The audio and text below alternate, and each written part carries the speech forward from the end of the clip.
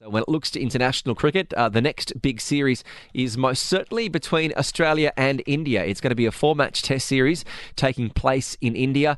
I know that Australians often call this the sort of the last frontier to really conquer. That first test is going to be starting on the 9th of February at 8 a.m. at Dubai time. And as we look towards the squads for the two sides, I've seen that Surya Kumar and also Neeil and Kitch have been placed in India's test squads to face Australia. I think it's a good call. See, India with a wicket-keeper shot in Rishabh Pant for the test squad were looking to get someone in, and I think Neeil and Kitch, with his ability to bat so fearlessly in the shorter format, has probably got him the call out for the test match, and that also indicates that they are looking for options who can bat fearlessly. Right. He's not one of those guys who will be timid and will try and park himself at the wicket. He is someone who's going to bat absolutely like Rishabh Pant does, but with more sensibilities, and I think that's just the right call. And look at Ravi Jadeja. He hasn't really played any cricket since August of last year. He has been picked, but that's probably they're going to have a fitness test closer to the date, aren't they? Yeah, I mean, see, they need to probably get him in the circuit before the World Cup, and I think playing him some test matches, checking how good he has recovered, how well has he recovered, will be a good. And mind you, BCCI doesn't put players if they're not 100% fit. They have rigorous tests, and I think it's a good opportunity for Ravi Jadeja to come in and get some daylight. Now, Jasprit Bumrah, he hasn't been picked, Nope. But we should remind that this is the test squad only for the first two tests. That's right. Jasprit Bumrah again was available for selection, but then again there was a little pain that came through when he was training at NC, and the BCCI official said that, listen, hang on, let's get you absolutely right. But what I'm really surprised at is inclusion of, or rather persistence with KL Rahul. KL Rahul hasn't been performing. We've seen that. Where does he play is my question, because Rohit Sharma obviously will open. Shubman Gill will partner with him. Cheteshwar Pujara probably will come at 1 down. Virat will come at 2 down. 3 down is Shreyas Iyer. Now, after that, you have 2 wicket keepers, KS Bharat, Neeil and Kitch, and KL Rahul hasn't been indicated as a wicket keeper. So if you're taking him as a pure batter, you're missing out on 2 really well-established wicket keepers in an opportunity to just give KL Rahul a consistent run of form, without which he probably might just be left out. We've also seen that Rishabh Pant not in this side. We know that he is still recovering from quite a serious car accident. Do you think he would have made the squad if he hadn't have been involved in the accident? Yeah, absolutely. He's India's first choice wicketkeeper. Mind you, KL Rahul is the vice captain of the side, not the wicketkeeper vice captain. So he definitely gets himself qualified in the playing 11 automatically. Rishabh Pant was the first choice wicketkeeper for India in test matches. Now it's going to be either KS Bharat or Neeil and Kitch, and I still vote Neeil and Kitch over KS Bharat. 0586861003. The messages are coming through. Jay has sent through a message. Hi Kitch and Neil. I wonder what KL treating the BCCI. What happened? We are missing so many good players because of him. Which is true. The way he has been playing. See, everyone goes through that. You will be in form, you'll probably go out of form. KL Rahul has continuously and consistently shown a problem with an incoming delivery, a delivery that swings in. He has shown his problem, and that too early on in his innings. In the last few games where he was batting at number 5, he was okay. He was comfortable playing against the spin bowlers, ball getting a little old, devoid of excessive movement. If that is the case, then in that case, Rishabh Pant not available, pick up KL Rahul, he'll keep and he will bat at number 5, which is fair. But in test matches where you have a wicketkeeper available, KL is not going to keep. I don't know why he's in the side. Well, the squad has been announced. As we said, that first test is going to be taking place on the 9th of February. Australia have also announced their squad for the India series. They've included 4 spinners. Okay. and 6 quicks. Now, everyone has been looking closely at this. I think they probably would have included batsman Glenn Maxwell. He broke his leg late last year, so he hasn't played any cricket, but he's had so much success in white ball cricket on the subcontinent. I really do think they probably would have gone with him. They've brought in some other players, but the bowlers are where everyone is looking at because they've named Cameron Green and also Mitchell Starc, but they're expected to return from injury. So Mitchell Starc still may not play in that first test. Yeah, I mean, see, this is something which beats me, that if he's not available to play, still you name him in the squad, hoping that he will be fine and fit. You're actually, letting that place go waste. And you could probably have picked up some young gun. Well, I think that they will. I think it's more a case of there's enough spare players in the squad that if Mitchell Starc can't play or he's got to go home, they'll then, everyone will shuffle up one in the bowling rankings and someone will come in down the bottom. But they do travel with enough around us. The interesting thing is, Nathan Lyon will no doubt be that off spinner. The question is, who are they going to go with the second spinner? They've got a leg spinner, Mitchell Swepson, who could be there. They've got a fellow, Todd. He's 22 years old, never played a test match before. Okay. And then they've also got Ashton Agar, who people may know from his T20 career. He's a left-arm off-spinner, but also very handy with the bat. And they believe that he's most likely to play with Nathan Lyon, given that you're going to get that variation. He's more of a fast spinner in the moulds of Anil Kumble, but he's a left-arm off-spinner. But either way, just historically, Australian spinners have never had much success on Indian pitches. Yeah, so this is the age-old debate that we have as Australians when we're on an Indian pitch. What do we, who do we really want to have on that fourth day? Who do we want to have to support Nathan Lyon? Do we want another spinner who hasn't played much Test cricket in a number of years? Or do we want to have another quick to try and come in and really try and agitate the Indian batsman? It's a very big problem. I'll tell you why. Australia doesn't have spin-friendly wickets.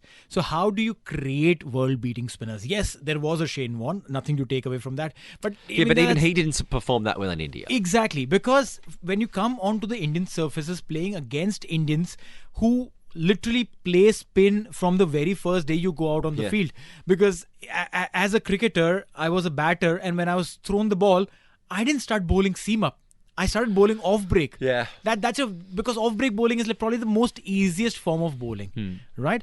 And so every Indian who plays a cricket or plays cricket or Pakistani or Sri Lankan for that matter, Bangladeshi for that matter, subcontinent wickets are conducive for spin bowling. So as a batter, I would love to learn how to play against a spinner. So then when you're playing like gully cricket or you're playing on the streets, right? Are most people, when you throw them the ball, going straight to bowling spin? That's right. Yeah, that's exactly how it is. Yeah, see, when we grew up playing on roads or driveways or beaches, right, and you're bowling medium pace. You're like, you don't bowl spin. No, I'll tell you something.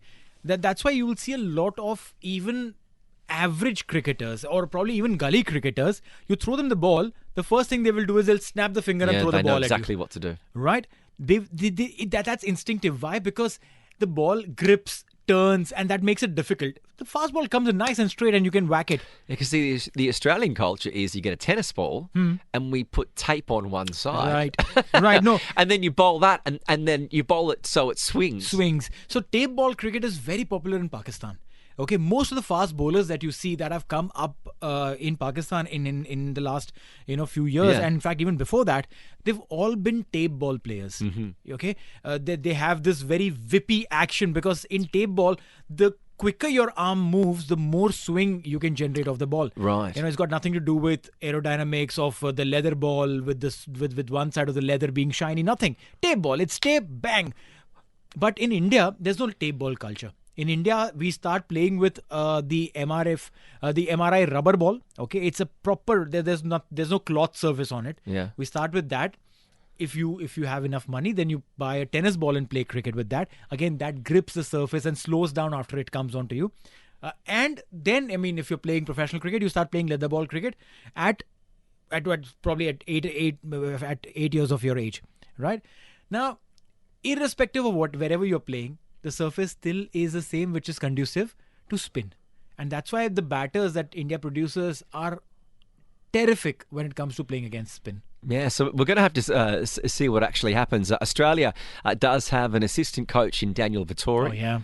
Which I think will probably be invaluable in this. The other player that I think when it comes to the Australian side that's a little bit unlucky is the leg spinner Adam Zampa, who was told by selectors you're a chance, having been successful in white ball cricket in the subcontinent. Right. But no, was left out of playing red ball cricket. I think it's just a situation of... and this happens with all sides, is that if you're someone like an Adam Zampa, you're playing one-day cricket, T20 cricket, the Big Bash leagues, you're playing in all these competitions, you're not playing any red ball cricket.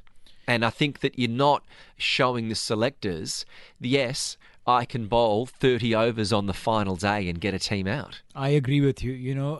There's a classic case study of Jaydev Unadkat. Yeah. Jaydev Unadkat played his first test match, I guess 7 or 8 years back. Okay, he played that test match, and then after that he was asked to sit out. He was playing shorter formats. He was taken for runs. He was playing IPL, everything. But one thing he did not stop doing was playing first class cricket. He was playing first class cricket, picking wickets with the red ball, and he led Saurashtra, his team, to Ranji Trophy championship also. So he kept doing that. He was at it, absolutely at it. And eventually what happened? He got the red ball call. Look, they often talk about how hard it is now to tour, that previously when there wasn't as much cricket, when you toured a country for 3 tests, there were always matches in between tests where the reserve batsman could get a game. And now you see them in the middle of like this test. If someone gets injured after 3 tests, well, the reserve batsman's only been playing in the nets. Yeah. He hasn't been able to play any other cricket. Which is true. I mean, you just come out of, wake up from the bed and you have a new position today. Yeah, so we'll have to see what happens. This will actually be the last 4-match test series between Australia and India. I think they've agreed to go to 5 test matches. Yeah, I mean, I hope that happens because, 5 test matches is, I've always been, very, very fancied by the fact that there has to be odd number of games, 3, 5, 7, whatever, All right. but well, odd. Well, I'm going to ask you, Neil, when was the last time there was a 5-match test series between Australia and India? Ooh. Any idea? I could have answered this one. Pranav had have asked it. 1990s. Yes. Yeah. Wow.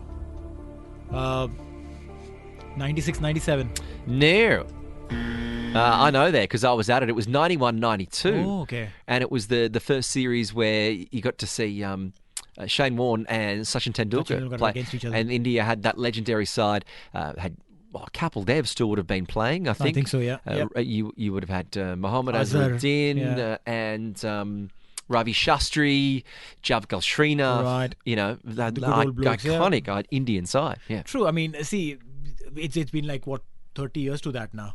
Right, we haven't seen a 5 test match series. Would definitely love to see that, but also be mindful of this, that this test series also has its implications for the World Test Championship finals. Australia definitely in control of this. I don't think too many things could hamper their chances in the finals. But hey, if India beat them 4-0. And if Sri Lanka beat New Zealand 2-0 in the 2 test matches New Zealand is going to play against Sri Lanka, then and only then will Australia be toppled and it could be India versus Sri Lanka in the finals. But otherwise it looks like Australia being there, even if they are beaten by India 3-1, 3-0, it could end up being India versus Australia. So, yes, the most likely situation is Australia versus India. Yeah, exactly. Isn't it unusual that you've got a 4-test match series between Australia and India that's a warm-up to the World Test Championship? It's most likely going to be Australia and India, but is there a chance of Sri Lanka taking over the position, overtaking India? Yes, if they beat New Zealand in 2-0? 2-0, okay, and India lose against Australia 3-0, 3-1. Okay. Then in that case, the win percentage of India will go down against what Sri Lanka has. Because mind you, Sri Lanka has just 2 test matches, which means the percentage of wins increases. The points that they gain out of these wins is higher as compared to what India would gain. Well, that'd be fascinating. Yeah, I mean, it could be. But then, hey, Sri Lanka versus New Zealand in Sri Lanka, anything can happen. Anything can happen. I mean, I'm not trying to sabotage India's chances, but then hey, this is something that India will keep. TSB Talk Sport Business here on Talk.